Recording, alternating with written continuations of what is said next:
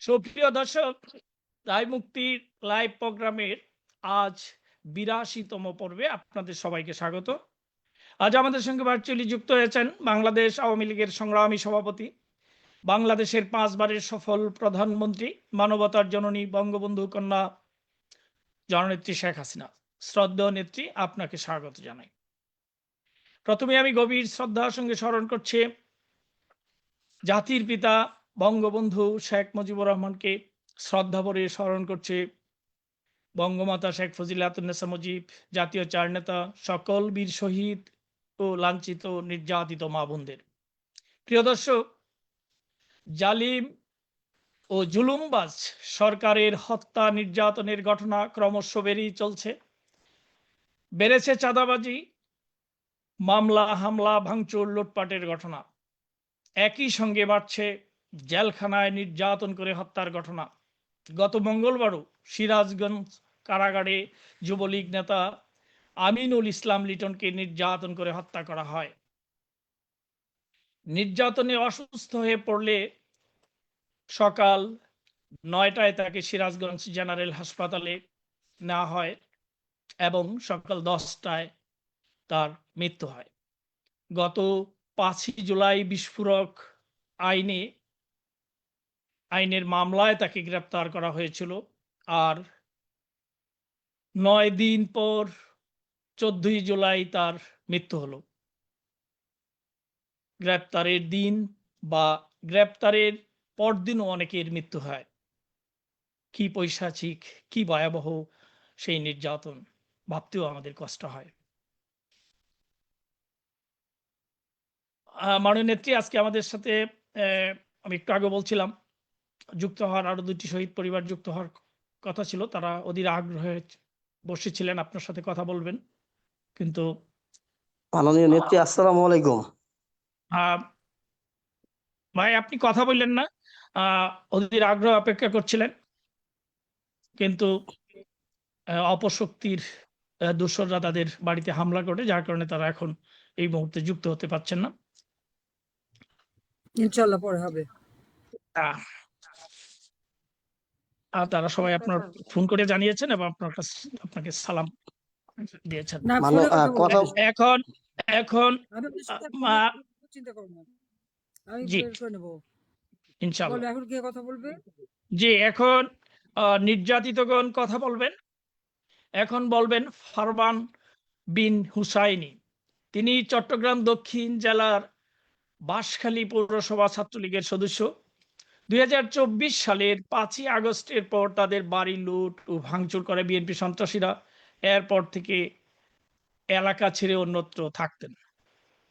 গত 18ই জানুয়ারি রাত 8টায় চট্টগ্রাম মহানগরের নাসিরাবাদ এলাকায় বিএনপি সন্ত্রাসীরা ফরমান বিন হুসাইনিকে ধরে নাসিরাবাদ স্কুল মাঠে নেয়, পিটিয়ে আহত করে কপালে পিস্তল ও পেটে ছুরি ধরে বলে, ফ্যামিলি থেকে 3 লাখ টাকা এনে দে, না হয় হত্যা করব।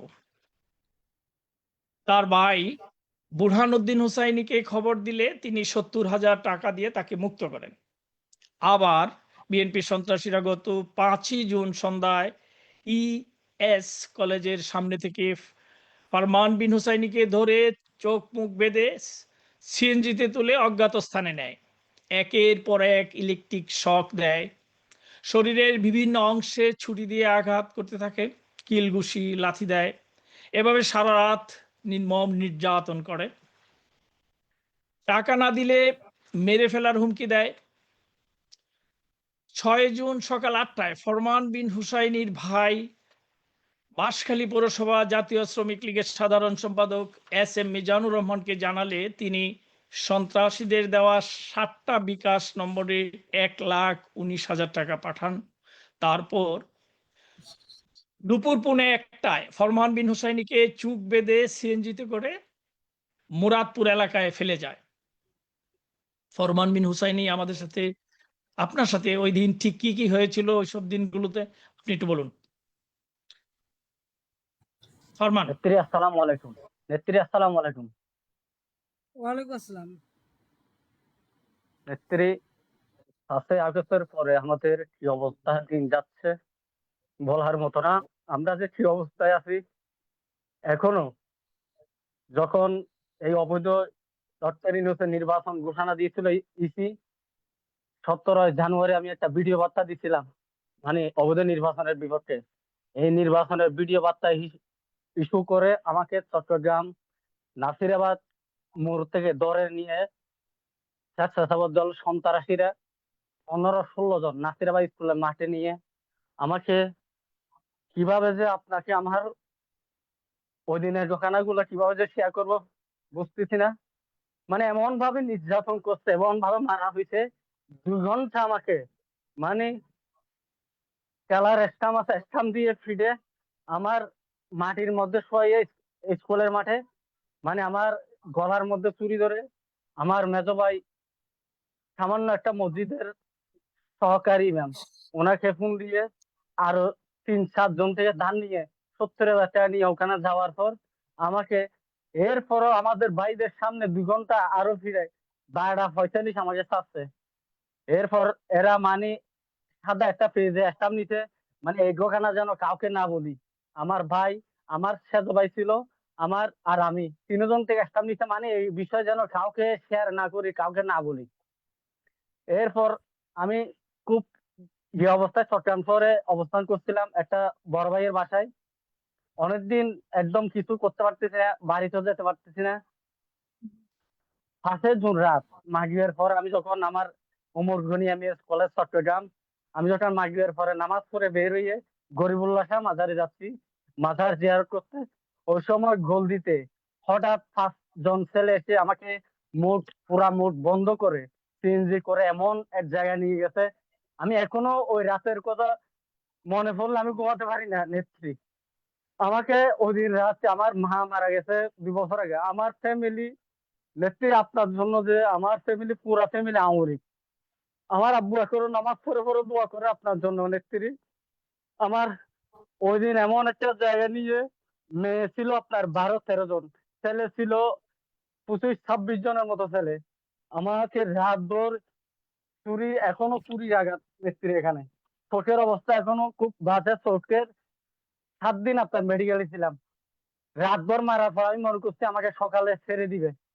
সকাল যখন 8টা বেজেছে, এরপর আপনার ভীষণ ভাবে আমাকে মারার পর আমি মায়ের আর সহ্য করতে না পারে আমার বড় ভাই বাঁশখালী পৌরসভা সমিতির যে সাধারণ সম্পাদক, আমার রাজনীতির অভিভাবক, যার হাত ধরে আমি রাজনীতি এসেছি, ছাত্রলীগ করতেছি, এস এম মিজানুর রহমানকে ফোন দিলাম। ফোন দেওয়ার পর সন্ত্রাসীরা কথা বলেছে, কথা বলার পর 7টা নম্বরে বিকাশ নম্বর 1,19,000 টাকা দিয়ে আমাকে 12:45-এ মুড বন্ধ করে নেত্রী এমন জায়গায় মুরাদপুর লাঠি মেরে সিএনজি থেকে ফেলে দিয়ে চলে গেছে। এরপর আমি মেডিকেলে ছিলাম, আমার ভাই তারা কুলসি থানা জিডি করতে গিয়েছিল, নাম্বার বিকাশ নাম্বার যেগুলা টাকা দিছে, সিএনজির নাম্বার এগুলা নিয়ে ভিডিও, মানে যেখানে নামা দিচ্ছে সিসি ক্যামেরার ভিডিও নিয়ে, এখনো কুলসি থানায় আমার জিডি নেয় নাই নেত্রী। আমরা আসলে 7 তারিখের পর খুব ভয়াবহ অবস্থায় আছি। আল্লাহর কাছে পদ পদবীর কোনো দরকার নাই নেত্রী, একটাই চাও আল্লাহর কাছে, আপনি যেন যেভাবে দেশের বাংলাদেশ আওয়ামী লীগ যেভাবে বাংলাদেশকে উন্নয়ন করেছে, আল্লাহর কাছে 5 ওয়াক্ত নামাজ পড়ে দোয়া করি আপনি যেন আবার এই দেশের নেত্রী প্রধানমন্ত্রী হয়ে আমাদের এই অন্যায়ের বিচার যেন আমরা সুস্থভাবে পাই, সে আশা করি নেত্রী। বাসায় তো থাকতে পারো না, বাসায় থাকতে বাইরে পালায় থাকো। জি নেত্রী, চট্টগ্রাম শহরে পালাই থাকি নেত্রী এখন বর্তমানে। যারা মারছে, যারা তোমার এই বারবার মারে, তোমারে ধরলেই জি টাকা নেত্রী। পায়, সেই জন্য তোমার ধরে মারে আর টাকা নেয়। যারা তা- টাকা নিয়েছে, জি নেত্রী। তো ওদের নাম ঠিকানা আছে? নাম ঠিকানা মানে আছে, হ্যাঁ আছে নেত্রী। আমি মাননীয় নজরুল ভাইকে মাননীয় সব- নেত্রী ওই ওই সবকিছুই দিছে আছে, এখন নিরাপত্তার কারণে এখন বলতে চাচ্ছে না কেন, আমাদের কাছে সব আছে, দিছে সব। ঠিক আছে, তাহলে আমাদের তো ওর কাছ থেকে কিছু দরকার নাই। আমরা নিজেদের ইস্যু মতো, কারা ওখান থেকে চাঁদাবাজি আর এগুলো করে বেড়াচ্ছে সেগুলো খুঁজে বার করো। ইনশাল্লাহ। যে নেত্রী আশা সেটাই আশা নেত্রী। দোয়া করবেন না, তোমার নেত্রী কিছু সারা করা জীবন লাগবে না, তোমার কিছু করা লাগবে না, যা করো আমরা করবো, চিন্তা করো না। ইনশাআল্লাহ নেত্রী, সেই আশা নিয়ে বেঁচে আছি এখনো নেত্রী। ইনশাল্লাহ আপনি সারা আসবেন বাংলাদেশে বাংলাদেশ কত আমরা চাঁদাবাজি আর কতজন চাঁদার টাকা উঠাইছে, আমাদের আওয়ামী লীগের মেরে মেরে টাকা নিচ্ছে আর লুট করে নিচ্ছে। প্রত্যেকটা মালের হিসাব নেবো, প্রত্যেক টাকা পয়সার হিসাব নেবো। ইনশাল্লাহ নেত্রী, সেই আশায় নেত্রী ওই- এখনো ওইগুলি বেঁচে ওইগুলি আছি। ওইগুলি ওইগুলিকে রাস্তার ফকির বানায় ছেড়ে দেবো। ইনশাল্লাহ। ইনশাল্লাহ নেত্রী, নেত্রী দোয়া করবেন আমার ফ্যামিলি, আমার আব্বুর জন্য দোয়া করবেন, আমার ভাইদের জন্য দোয়া করবেন। আমরা খুব ভয়াবহ আর ভাইদের ফ্যামিলি। বলো, আর তুমি একটু সাবধানে থাকা, আর ওই বারবার ধরা পড়ো না, আর বাড়িতে টাকা খরচ করো না। যে আমার বড় ভাই আপনার সাথে কথা বলার জন্য আসতে চাইছিল, একটু একটু দেরি হচ্ছে। উনিও অনেক দূরে, উনি আজকে 5 তারিখ পরে মামলা, আপনার সাথে মামলা, 5টা মামলা নেত্রী বর্তমানে। বুঝার সময় মামলার তো শেষ নাই, ওর যে মামলা দিচ্ছে ওই যে সব যাবো তো, যাই সবাই একসাথে কোর্টে হাজির হবো। বেশ আনন্দের দিন ইনশাআল্লাহ হবে। নেত্রী, ইনশাআল্লাহ আচ্ছা, নেত্রী। ঠিক আছে, নেত্রী সুস্থ অসংখ্য থাকো। ধন্যবাদ আপনাকে। আপনার সাথে কথা বলে আমি রাজশাহীভাবে আজকে নিজেকে ধন্য মনে করতেছি। জয় বাংলা, ঠিক জয় আছে, বঙ্গবন্ধু নেত্রী। জি। আসসালামু আলাইকুম। সাবাস। ধন্যবাদ মাননীয় অত্যাচার নেত্রী। করো। এখন এখন বলবেন মোহাম্মদ জসিম আকন। তিনি পটুয়াখালী জেলার কলাপাড়া উপজেলার ডাবলুগঞ্জ ইউনিয়ন আওয়ামী লীগের সাধারণ সম্পাদক। 2024 সালের 5ই আগস্ট বিকেলে তাদের বাড়ি, ব্যবসা প্রতিষ্ঠান লুট ও ভাঙচুর করে বিএনপি সন্ত্রাসীরা। 2000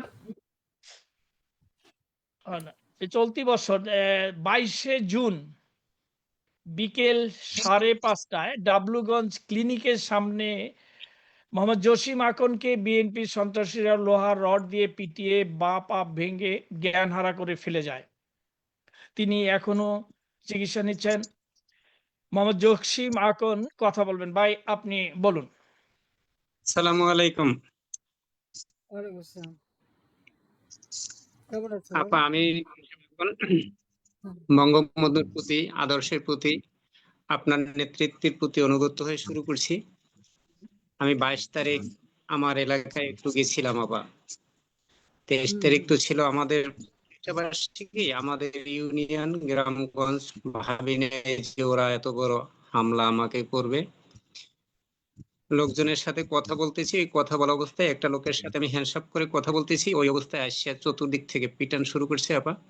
দৌড় দিচ্ছি, মাথা পথে একটা বাড়ি দিচ্ছে, এইখানে এই মাথাটা ফাইটে গেছে এবং আমি ওইখানে সেন্সলেস হয়ে পড়ি। তারপরে আমার পিঠে এই বাম পা ভেঙে দেয়। এই আপা, আমার ব্যান্ডেজ কাটা হয়েছে, আমার পায়ের এই বাম হাতের এই আঙ্গুল এইটাই ভেঙে গেছে। কি অবস্থা করেছে আপা, আমি এখন মোটামুটি আপনাদের দোয়ায় অনেকটা অনেকটা সুস্থ, মানুষের দোয়া এবং ভালোবাসায় আমি অনেকটা সুস্থ হুম। হয়ে রাখছি। আমি তো আসলে এখন আর আমার এই বেন্টিস অবস্থায় নাই, কি অবস্থা শরীরের সবকিছু দেখানো সম্ভব না। এই হইলো পায়ের অবস্থা। আমি এখন আল্লাহর ইচ্ছায় আমি 1 পা 2 পা করে হাঁটতে পারি আপা। মানুষের দোয়ায় ভালো হয়ে যাবো ইনশাল্লাহ। 5 তারিখে যখন আমরা টিভির পর্দায় দেখতেছি সেনাবাহিনী প্রধান ভাষণ দেবে, ওই অবস্থায় আপা আমার একটা তৈলের মিল ছিল, ওই তৈলের মিলে আইসা হামলা করে এবং আমি পিছনে থাকতাম বাচ্চা কাচ্চা নিয়ে। তৈলের মিলে হামলা করে ভাঙচুর করে ওরা বের হয়ে যায়। 1 ঘন্টা পরে ছাত্র দল এসে ঘরে বাসায় ঢুকে টিভি ফ্রিজ থেকে শুরু করে যা কিছু আছে যা কিছু ভাঙচুর করা অবস্থায় আমার কিচ্ছু আর রেখে যায় নাই আপা। দেখেন এই বাসা দোকানটার এই অবস্থা করেছে ভেঙে চুরে, ওরা আমার কিচ্ছু রাখে নাই আপা। ফ্রিজ থেকে আমার এই 50 বছরের সংসার কিচ্ছু রাখে নাই, ছেলের একটা সুন্দর ছিল, কিচ্ছু রাখে নাই, সব ভাঙচুর করে লুটপাট করে নিয়ে যায়। নিয়ে যাওয়ার পরে যখন সন্ধ্যা হয়েছে, পোলাপান দাও ছানা রান্দা বগি নিয়ে আসছে, বাসা ঘেরাও করছে। তারপরে ফোন দেয় এলাকায়, এলাকার মানুষ আমাকে ট্রলার নিয়ে আসলে রাতে আমি ওখান থেকে পলাইয়া যাইতে সক্ষম হই বাচ্চা কাচ্চা নিয়ে। যাওয়ার পরে আফাজ ওখানে মিল মেশিন যা কিছু ছিল, মিল মেশিনের যা কিছু ছিল সব এখন কিচ্ছু নাই। শুধু আছে এই মিল কারখানা, এগুলি সব এই যে আমার এই মিল কারখানা, বাপার জমি বেছে করছিলাম, সব লুটপাট করে নিয়ে গেছে। শুধু ঘরটা আছে, ঘরটা ওরা বিএনপির লোকজন তালা দিয়ে রাখছে। ঘরটা হইলো সরকারি জায়গায় আপা। মহিপুর বাজার আপনার জানা আছে, মহিপুর বাজারের তো সবই খাস জমি এবং ওখানে ঘর দুয়ার যা আছে সবই সরকারি জায়গায়। তারপরে আপা 2024 সালের এটা কলাপাড়া? এটা কোন জায়গা? কলাপাড়া? জি জি, কলাপাড়া উপজেলা মহিপুর থানায় আপা। হুম, কলাপাড়া উপজেলার মহিপুর থানায় আমাদের মহিব ভাই হলো প্রধানমন্ত্রী ছিলেন যে, তিনি হ্যাঁ তিনি ঘোষণা দিয়েছেন 50,000 লোক আমরা সমাগম হব, এটার প্রস্তুতি চলছে, আমরা ইউনিয়নে ইউনিয়নে কমিটি করতেছি যাওয়ার জন্য ইনশাল্লাহ। হুম, যাই হোক আপা, তারপরে 2024 সালের 19 ডিসেম্বর আমি যশোর থেকে, তো বাড়িতে থাকি না, বিভিন্ন জায়গায় থাকি, যশোর থেকে ঢাকা যাচ্ছি। ঢাকা যাওয়ার পথে আমরা কিছু বন্ধু বান্ধব একটা মাইক্রোতে যাচ্ছি, তখন পদ্মা সেতুতে নেমে একটা স্ট্যাটাস দিছিলাম আমি। ওই স্ট্যাটাসের উপর কেন্দ্র করে আমার এই একটা ছেলে বলল কি, জসিম ভাই আপনি কোথায় আছেন, ও সবসময় যোগাযোগ করতো, আসেন অমুক জায়গায় আসেন। ওইখানে যাওয়ার পরে আমাকে কিডন্যাপ করে চোখ বেঁধে নিয়ে যায় 3 জায়গায়, নারায়ণগঞ্জের ফতুল্লা থেকে নিয়ে ওইখানে মারামারি করে মারে, এবং বড় রান্দা ছেনা বাড়ি করে ওইখানে মারধর করার পরে আমার ওয়াইফের আমার ফোন নিয়ে ফোন দেয় যে এখন 5 কোটি টাকা নিয়ে দেখা করবি, নালে তারে জবাব দেব। ওইখান থেকে আরো একটা জায়গায় নেয়, সেখানে মারধর করে তারপরে নারায়ণগঞ্জের যে জাকিরের টর্চার ছেলে নিয়ে যায় দেওবগে। ওইখানে নেওয়ার পরে অনেক মারামারি করে তারপর পোলাপানের আমি খুব অনুনয় বিনয় করে বললাম, দেখো তোমরা আমার ছেলের মতো, আসলে তোমরা আমারে, আমার কাছে তো আসলে টাকা পয়সা নাই, ওরা সবকিছুর খোঁজ নেছে, দেখে আমার ব্যাংকে 3,000 টাকা আছে, এই সবকিছু টিসে মিলেই দিলেই দেখে আসলেই কোনো টাকা নাই। তারপরে আর কি ফোন দেয় ওরা মহিপুরে, আপনার ফোন দেয় বরিশালে, বরিশালে ফোন দেওয়ার পরে মহিপুরের লোকজন বলে যে সে তো একজন ভালো মানুষ, তার সাথে আপনারা খারাপ ব্যবহার করেন না। এরপরে হুইপ সরোয়ার বিএনপির, সেও ফোন দিয়েছে যে আমি বরিশালে খোঁজ নিছি, মহিপুরে খোঁজ নিছি, সে একজন ভালো মানুষ, ভদ্র মানুষ, তার উপরে তোমরা টর্চারিং করে না। এরপরে ওইখান থেকে আমাকে বাইর করে চোখ বেঁধে আমাকে চাষারা রাইখে যায়, আমি ওখান থেকে আসি, আমার খালাতো ভাই নিয়ে আমাকে হাসপাতালে ভর্তি করে এরপরে দেশে আসি। দেশে আসার পরে আমি একদিন একটু বাড়িতে গেছিলাম, বাড়িতে যাওয়ার পরে আমি যেই বাড়িতে থাকতাম বাবার ঘরটা সেটাও ভেঙে চুরে ফেলায়, যাওয়ার পরে এই অবস্থার ভিতরে আছি আবার। এখন এই যেখানে বসা আছি এখানেও পলাতক অবস্থায় আছি, আমি, আমার ওয়াইফ আর আমার মেয়ে। আমার মেয়ে প্রতি বছর একটু, ওর শখ ছিল প্রতি বছরই একটু টুঙ্গিপাড়ায় যাইতো, এই 2 বছর ওরে নিতে পারি না। ওই বছর ইন্টার পাস আর করছে, দোয়া করে। আর আমার ওয়াইফ আপনার না সাথে যাবে কথা বলবে এই, ইনশাল্লাহ, জি আপা বলে। যাবে আবার যাবে ইনশাল্লাহ। যাক তুমি ইনশাআল্লাহ সুস্থ হয়ে ইনশাআল্লাহ। ওঠো। চাই। হ্যাঁ, আমাকে আর দোয়া এই করবেন। জামাতে করতেছে না, সব তো ধরে আর আমার চাঁদা ওয়াইফ চাঁদা দেয়। নামাজ পড়ে এবং রোজা রাখে, এবং আমার ফ্যামিলি রোজা রাখে আপনার জন্য। আমরা 5 ভাই আপা, কেউ কোনো দল করি না আওয়ামী লীগের বাইরে। আমি ছাত্রলীগের সভাপতি ছিলাম, ডালবুগঞ্জ স্কুল এন্ড কলেজের। যুবলীগের প্রেসিডেন্ট ছিলাম, আজকে আওয়ামী লীগের সাধারণ সম্পাদক আপা। দোয়া করবেন ঠিক আপনাদের আদর্শ নিয়ে যেন থাকতে পারি, আদর্শ নিয়ে চলতে পারি। খালি আমি অর্থনৈতিক এত দুরবস্থার ভিতরে আছি যেটা আমার জীবনে যায় না আপা। আমি আপনার সাথে আরো একবার কলাপাড়া উপজেলায় 4 আসনে কথা বলছেন, আমি ওই দিনও কথা বলছি আপা, সেই দিন কথা বলছি এক চরে দাঁড়াইয়া। এই অবস্থায় দিন যাচ্ছে আপা আমাদের, এত না, চিন্তা নির্যাতন করবে আপা। না। ওই নির্যাতন যারা করছে না, টাকা আদায় করছে, সব করে ওইরকম নির্যাতন করে টাকা আদায় করে নিয়ে আসতে হবে, সেইভাবে ইনশাল্লাহ, তৈরি হয় লোকজন তৈরি হয়। হুম, ইনশাল্লাহ আমরা সেইভাবে তৈরি আছি। আমরা, আপনি যেদিন ঢাকায় পা রাখবেন, আমরা কলাপাড়া উপজেলা থেকে আমরা মহিবের নেতৃত্বে 50,000 লোক যাব, এই প্রস্তুতি আমাদের চলছে ইনশাল্লাহ। ইনশাল্লাহ। ইনশাআল্লাহ। আহ, ভালো থেকো, দোয়া করি। ধন্যবাদ, দেখি ধন্যবাদ মাননীয় সাহায্য নেত্রী। করার জন্য। এবার বলবেন শরীফ হোসেন সুহান।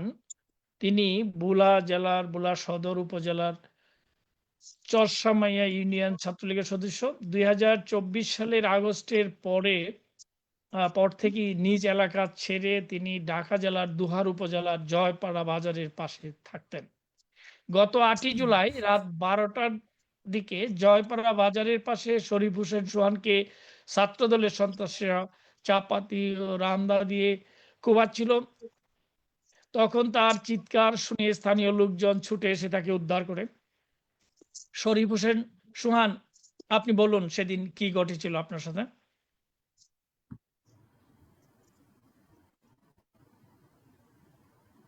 সোহান, আপনি নিজেকে আনমিউট করুন। শরীফ হোসেন সোহান। হ্যাঁ, কথা বলো। আসসালামু আলাইকুম। হ্যাঁ, আচ্ছা। হ্যালো, কেমন আছো, কেমন এখন? আসসালামু আলাইকুম নেত্রী। হ্যাঁ, কি অবস্থা ওর? নেত্রী ওর গলায় কোপ দিছে এরকম ভাবে। কি করছে? কোপাইছে? জি নেত্রী, না, কি করছে? মারছে কিভাবে? মারছে কিভাবে? ওই মানে ছাত্রলীগের প্রোগ্রাম করতো ঢাকা, আমি আর ও, আমার ছোট ভাই ও, আমি আর ও 5ই আগস্টের পর আমরা ঢাকা চলে যাই, আমি আর ও। আমাদের এলাকায় আমার বাসা পুলিশ টুলিশ আসে, আমার বাবা মাকে মানে বাসা থাকতে দেয় না। তারপর ওরা নিয়ে ঢাকা চলে যায়, প্রত্যেকটা প্রোগ্রাম কন্টিনিউ করতে থাকি। পরে হুম, নেত্রী ওই তারিখ রাত্রে বুধবার, ওই দিন আমি ছিলাম বাসায়, মানে নানু বাসায় থেকে আর কি প্রোগ্রাম গুলো করতাম, মানে ঢাকা, মেন ঢাকা এসা। পরে হুট করে ওই রাত্রে 12টা বাজে বাসায় আসা ধরছে, নানু বাসায় যাওয়া ধরছে আর কি। তখন 2টা মোটর সাইকেল দিয়ে মানে বিএমপি সন্ত্রাসী আইসা এরও পাতারি ওরে কোপাইছে। ইস, কোপানোর পরে আমরা মনে করেন যে ওই চিৎকার করছে, করার পরে ওই আশপাশের লোকজন আইসা আসার পরে ওরা ওই হুন্ডা দিয়ে চলে গেছে। ওরা অনেক জখম করছে এই নেত্রী। ওর গলায় অনেক অনেকে এরকম একটা কোপ দিছে নেত্রী, আমরা দেখাই, হুম, এই দেখেন এ আল্লাহ। কেমন ক্ষত দেখেন।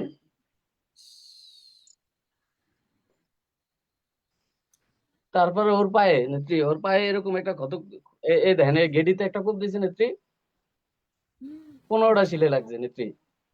তারপর ওর পায়ে নেত্রী,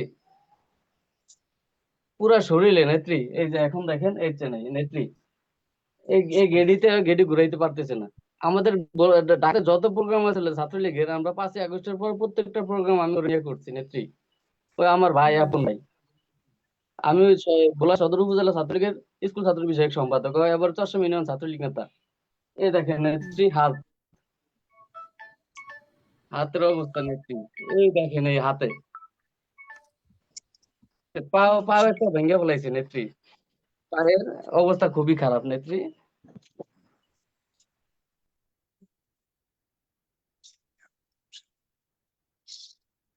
এখন আমরা খুবই অসুবিধার মধ্যে আছি নেত্রী। আমরা ওই জায়গায় এখন জায়গা চেঞ্জ করছি। এখন আমরা আছি ঢাকা মেডিকেল কলেজের পাশেই এক জায়গায় থেকে, এখন ওর চিকিৎসা করতে আছি। ওর চিকিৎসা মনে করেন যে এরকম ভাবে করতে আছি যে মানে মানে আমাদের আছি ভাই। এভাবে আমরা মানে শরীরে শরীরে থেকে ওর চিকিৎসা করতেছি তো। ওই চিকিৎসা আমরা মানে যে চিকিৎসাটা ধর করতে পারতাম না, এই ঝামেলার মধ্যে আছি। এদের অত্যাচার সীমা ছাড়াই গেছে, সীমা ছাড়াই গেছে। আর কত সহ্য করা যায়? মারবে, ধরবে, চাঁদা নেবে, আবার চিকিৎসা করতে দেবে না, এটা তো হয় না।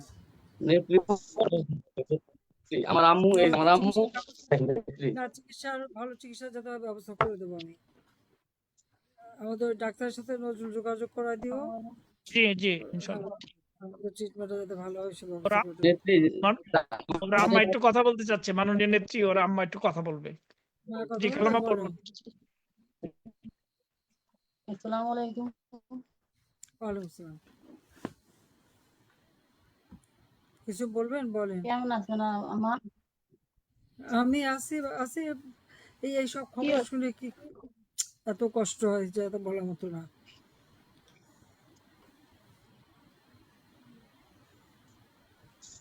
আমি তো দেখতেছি ওর অবস্থাটা, এইরকম ভাবে মানুষ মানুষের কোপায়, ওর কি মানুষ না কি জানোয়ারেরও অধম? জানোয়ারটা ধর্ম আছে, তাও নাই। আর এরা জানো মনে করে যে এক ব্যাগে শীত যাবে, বাড়ি ঘর যাবে না। চিকিৎসা করতে পারি না এগোডরে। ইস, নেত্রী ওই যে প্রোগ্রামে ফুটে দেখা মানে হুম। ওরাই করছে। ভিডিও আবার ফেসবুকে আপলোড দিই, তোমরা কোন এলাকায়? ওগুলা চট্টগ্রাম? দেখে নিজে করে এই কাজটা করতে। কোথায়? ওরা কোন এলাকার? রাখনবাবগঞ্জ দোহার। দোহারে? ওদের ওদের ওদের গ্রামের বাড়ি হলো বুলা জেলার চরসামাইয়া ইউনিয়ন, জুলা ভোলা জুলা সদর, সদর উপজেলা। আর এখানে ওই এলাকা ছেড়ে এসে দুহার উপজেলায় এসে আশ্রয় নিছিল আর কি। তো এখানে এই ঘটনাটা ঘটছে।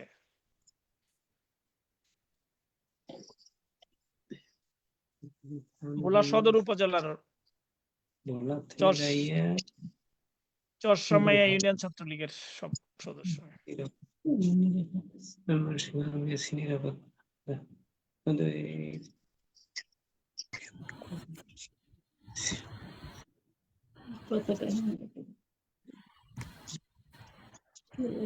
নেত্রী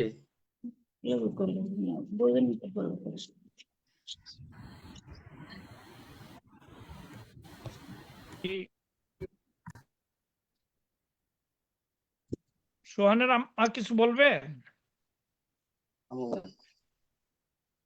কি আর বলুন, ছেলে সোহান কিছু তার কাছে সোহান ধার দিতে নিজে পারে, কিছু বলতে চায়? বয় এনে হ্যাঁ, ঠিক আছে। হ্যাঁ, না ওর ট্রিটমেন্টটা করতে থাকুক, আমরা যা লাগে করবো, আপনি চিন্তা করেন না। আমি এসে হ্যাঁ আমি ব্যবস্থা করবো। আমাদের এই একটাই দাবি নেত্রী, আমরা চাই আপনি ছাড়া আমাদের বিচার কেউ করবে না নেত্রী, ও বিচার কারণ আমরা নিজেরাও আওয়ামী লীগ তৈরি হও। করি, আমরা বংশের না, নিজেরাও তৈরি হও। যেমন ওরা করছে, ওদের আচ্ছা শিক্ষা দেওয়া লাগবে। যাবে কোথায়? বলারও জায়গা পাবে না, পাকিস্তানও নেবে না নেত্রী, ওদের। চিন্তা করবেন নেত্রী না। আমরা এরকম ঠিক আমল আছে করি, নজরুল, আমি এটা আজকে আপনি অনেক লম্বা মিটিং। হ্যাঁ, জি কে ওখানে বলো, কিছু বলবে? জি সোহান আর কিছু বলবে না? যে নেত্রী নজরুল একটু শেষ করো। আমরা মরার আগ পর্যন্ত আপনাদের আপনার জন্য আমরা আছি নেত্রী, বোঝা মরার যাচ্ছে আগ না। পর্যন্ত।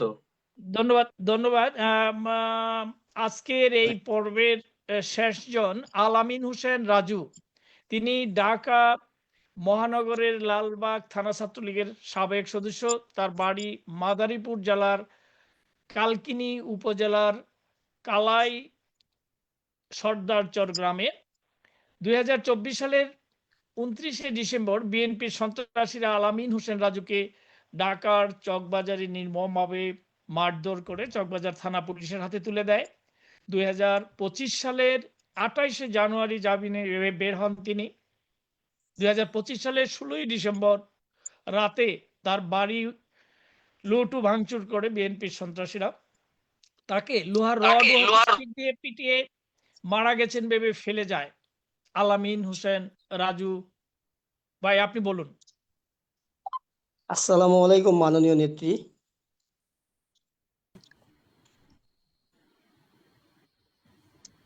আসসালামু আলাইকুম মাননীয় নেত্রী। ভাই হ্যাঁ, ওয়ালাইকুম আসসালাম। মাননীয় নেত্রী, আমি লালবাগ থানা ছাত্রলীগের সদস্য ছিলাম।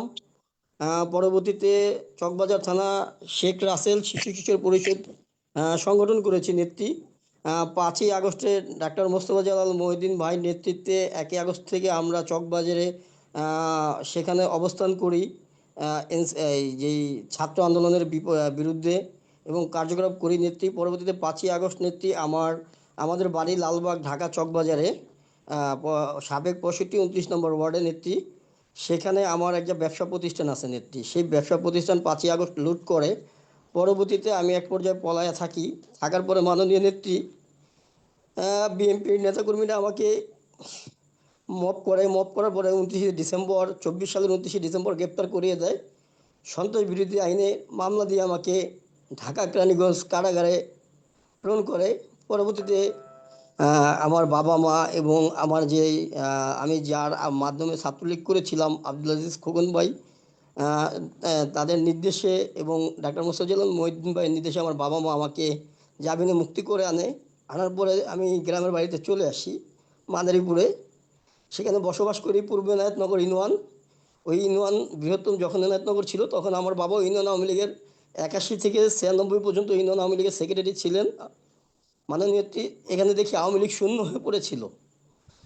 যখন আপনি মাদারীপুর 3 অনলাইন একটা প্ল্যাটফর্ম গ্রুপ আছেন, সেই গ্রুপে আপনি যখন মাদারীপুর 3 আসনের বাসীর সাথে কথা বলতে আসবেন, তখন মাদারীপুর ওখানকার অ্যাডমিন প্যানেলদের সাথে আমাকে অ্যাডমিন করা হয় এবং তৃণমূল নেতাকর্মীদেরকে নিয়ে ছাত্রলীগ, স্বেচ্ছাসেবক লীগ, যুবলীগের আমার ইউনিয়নের নেতাকর্মীদের সাথে কর্মীদের নিয়ে আমি মাঠে কাজ করি, তৃণমূল কর্মীদের সেই গ্রুপে আমি অ্যাড করানোর কাজ করি। তখন এই ইউনিয়নের কালকিনির যে যুব দল, ছাত্র দল, শ্রমিক দলের নেতাকর্মীরা আমাকে হুমকি প্রদান করে।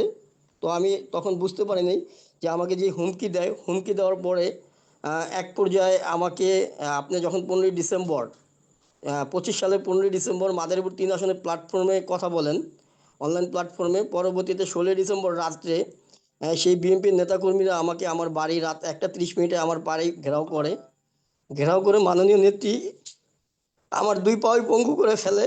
আমি এখনও বিছনায় পড়ে আছি। মাননীয় নেত্রী, আমরা চাই যে আপনি সুস্থভাবে সুন্দরভাবে বাংলাদেশে ফিরে আসবেন এবং এই বিচার একমাত্র আপনার দ্বারাই হবে। মাননীয় নেত্রী, আমাদের এই পর্যন্ত আমি মাদারীপুর এই অসুস্থ থাকা অবস্থায় মাদারীপুর অনলাইন প্ল্যাটফর্মের অ্যাডমিন হিসাবে এখনও যুক্ত আছি, এখনও কাজ করি। মাননীয় নেত্রী, আমার মাঝে মধ্যে আমাকে আমাদের শ্রদ্ধেয়ভাজন একজন নেতা, বাংলাদেশ আওয়ামী লীগের যুগ্ম সাধারণ সম্পাদক কৃষিবিদ আফা বাহাদুর নাসিম ভাই মাঝে মধ্যে আমাকে ফোন দিয়ে খবর নেয় এবং আমাদের তৃণমূলের কিছু নেতাকর্মী আছেন এবং আমি আপনার সাথে যোগাযোগ করার জন্য খুব চেষ্টা করি। এক পর্যায়ে আপনার সাথে যোগাযোগ করতে পারি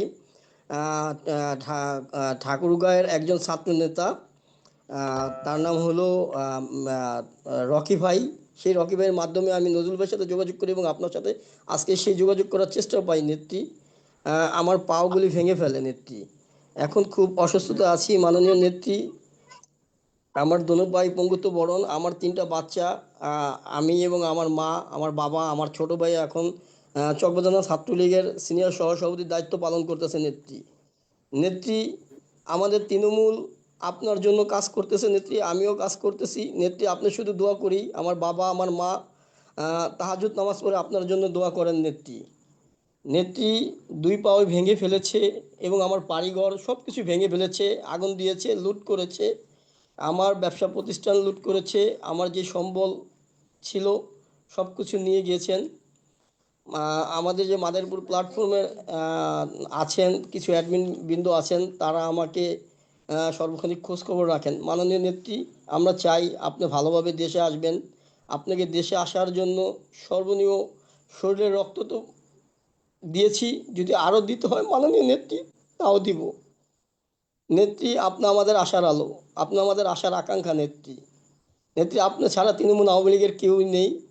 নেত্রী, রাজু আপনার জন্য রাজু দোয়া করি এবং রাজু আপনি দোয়া রাজু করবেন।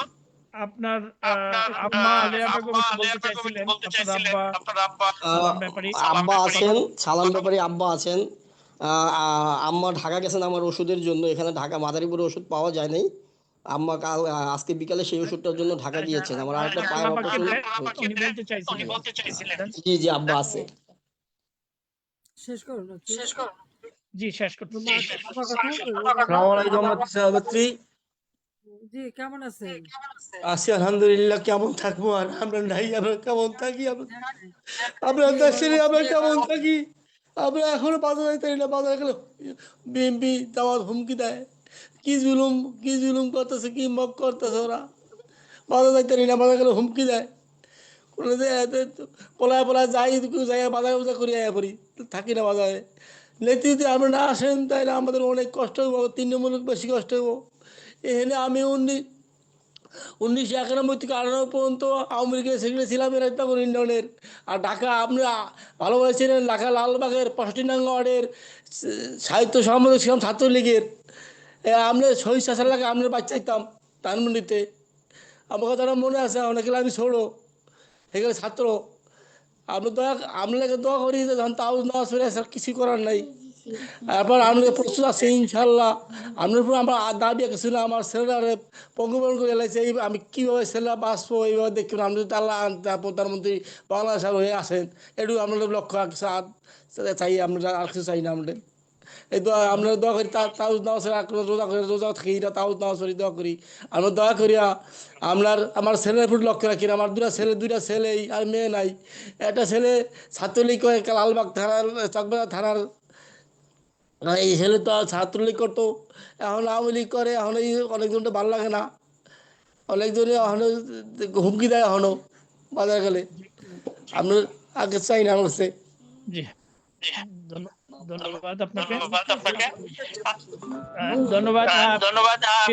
প্রিয় দর্শক, এতক্ষণ নির্যাতিতগণ তাদের দুঃখ বেদনার কথা বললেন। অপশক্তির নির্যাতন, নিপীড়ন, হত্যা, দর্শন, শোষণের হাত থেকে মুক্তি পাগল মানুষের উদ্দেশ্যে এখন বক্তব্য রাখবেন মহান নেতা, বঙ্গবন্ধুর সুযোগ্য কন্যা, তিমির বিনাশী নেত্রী শেখ হাসিনা, শ্রদ্ধেয় নেত্রী। হ্যাঁ, বিসমিল্লাহির রহমানির রহিম। আমি আসলে প্রতিদিন এইভাবে মানুষের উপর অত্যাচার নির্যাতন শুনতে শুনতে সত্যি খুব কষ্টে পড়ে যায়। কারণ এই দেশে আমরা 15 বছর 7 মাস ক্ষমতা থাকলাম, দেশের উন্নয়ন করলাম, আর চক্রান্ত করে ক্ষমতা থেকে উঠিয়ে যারা ক্ষমতা আসলো তারা জঙ্গি সন্ত্রাসীদের নিয়ে আসলো। সারা দেশটা হয়েছে জঙ্গি সন্ত্রাসীদের আখড়া। আর বিএনপি আর এই যে শিবির, এরা বিশেষ করে বিএনপি তো জঙ্গিদের দলেই পড়ে গেছে। মানুষের বাড়িঘর লুটপাট, মানুষের উপর অত্যাচার, মারধর করে আবার চাঁদা নেওয়া, মানে এদের কোনো নীতি নাই, আদর্শ নেই, কিছুই নেই। এরা চাঁদাবাজি আর মানুষ খুন এটাই পারে। তো আগে একটা স্লোগান উঠছিল যে খালেদা জিয়ার 2 গুণ, দুর্নীতি আর মানুষ খুন। এখন তার ছেলে ব্যাপারেও সে একই স্লোগান আসে। আর ইনুস তো বিশ্ব বাটপার, অত জঙ্গিদের উপর নির্ভর করে, জঙ্গিদের ব্যবহার করে ক্ষমতা দখল করেছে। কিন্তু মুখে তো একেবারে দেখায় ভাজা মাছটা উল্টে খেতে পারে না এরকম ভদ্রলোক। কিন্তু এই যে কত ভদ্রলোক না, সেও যেটা খুনি। তারাতে যত মানুষ হত্যা হয়েছে আওয়ামী লীগের 10,000 নেতা কর্মীর আমরা খবর পাই না। তাদের গুম খুন করে মেরে নদীতে ভাসিয়ে দেওয়া, মাটিতে পুঁতে রাখা, এসিডে পুড়িয়ে দেওয়া, নানাভাবে নির্যাতন। তারপর পরিবার পরিজনকেও ছাড়ে না। তবে এখন একটা কথা বলবো যে মানুষই আমাদের একমাত্র শক্তি। আজকে যারা নির্যাতিত, প্রত্যেকে যার যার এলাকা সব মানুষের সাথে যোগাযোগ করে তাদের কাছে বিষয়গুলি তুলে ধরতে হবে, এবং যারা করছে এই ঘটনা তাদের প্রত্যেক নাম, ঠিকানা, বাড়ির ঠিকানা এগুলি সমস্ত সংগ্রহ করে নিতে হবে এবং সেগুলি সংগ্রহ করতে হবে। আমি নজরুলকে বলবো যে তোমার সবার কাছ থেকে সংগ্রহ করে রাখো, কারণ এদের কাঠগড়ায় তুলতেই হবে, এদের বিচার করতে হবে। এদের বিচার না করে এই দেশে কোনোদিন ভালো হবে না। কারণ একটা মানে অযোগ্য লোকরা যদি ক্ষমতা আসে, তার ক্ষমতার অপব্যবহারই করে। ওই বিশ্ব বাটপার সুদখোর ইনুস যা করছে, আর তারই পদাঙ্ক অনুসরণ করে চলছে। দেশের অর্থনীতি ধ্বংস, জিনিসপত্রের দাম বেড়ে গেছে, বন্যায় মানুষ ভাসে, দেখার কেউ নাই। ওই ক্যামেরা নিয়ে যায় আর ক্যামেরা রিলিভ করে, তারপরে আর তাদের খবর নাই। আবার আমাদের তরফ থেকে রিলিফ যখন দিতে যায় তাদের মারধর করে, নিজেরা দিতে পারবে না আর রিলিফের টাকা চুরি করে খাওয়া তো তাদের একটা চরিত্রই। আজকে সারা দেশটাই অবস্থা। ছাত্ররা লেখাপড়া করতে পারে না, সে পরিবেশ নষ্ট করে দিয়েছে। তো এই দেশের ভবিষ্যৎটা কি? এই দেশ 30 লক্ষ শহীদের রক্তের বিনিময়ে আমরা স্বাধীনতা অর্জন করেছি।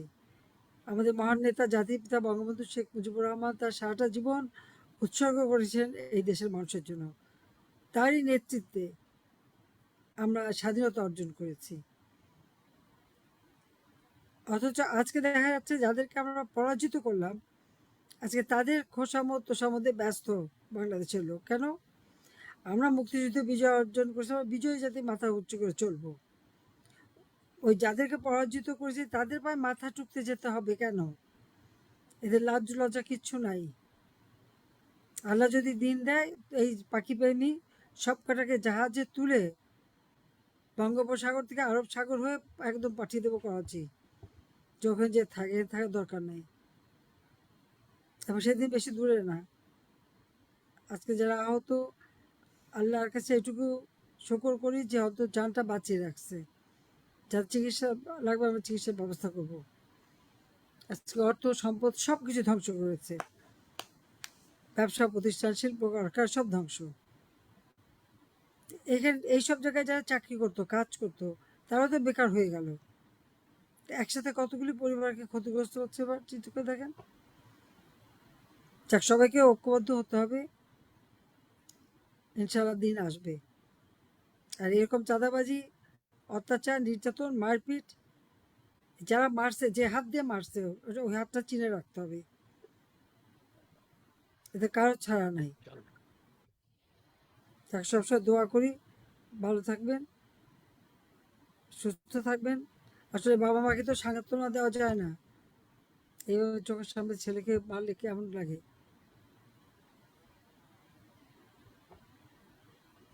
সব তো হারাইছি, বাবা মা ভাই সবই হারাইছি, দাদি হারাবার কষ্টটা যে কি আমার থেকে আর কে বুঝবে। কত বছর হয়ে গেল, কিন্তু তো ভোলা যায় না। যাক, সবাই ভালো থাকেন, আছি আমি আপনাদের জন্যই বেঁচে আছি। খোদা হাফিজ, জয় বাংলা, জয় বঙ্গবন্ধু। প্রিয় নেত্রী, আপনাকে অনেক অনেক ধন্যবাদ। প্রিয় দর্শক, আপনাদেরকেও ধন্যবাদ। দেখা হবে আগামী পর্বে, আগামী শনিবার। শুভরাত্রি। জয় বাংলা, জয় বঙ্গবন্ধু, বাংলাদেশ বাংলাদেশ চিরজীবী হোক। চিরজীবী হোক।